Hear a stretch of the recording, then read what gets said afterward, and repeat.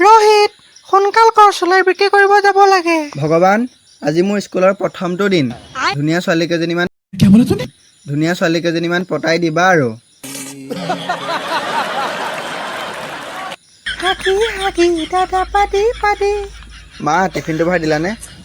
কিন্তু কিয় কাৰণ মই মেগী খাই ভাল পাওঁ আজি মই মেগী খাম ভাল লাগিব গৰুৱে চুবা দি চুবাম কথা এটা কওঁনে কোৱা হিমন্ত আমাৰ পাৰ্মিশ্যন নালাগে নহয় আজি টিফিনত মেগী নহয় কেঁকুৰা ভাজি দিছো ধোকা দিলা মোক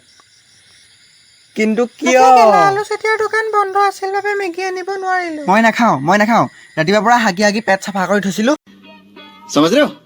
আজি মেগী খাম বুলি তুমি কিন্তু মেগী নহয় কেঁকুৰাহে ভাজি দিছা নাখাওঁ কেঁকুৰা খতকৈ শিখৰ খাম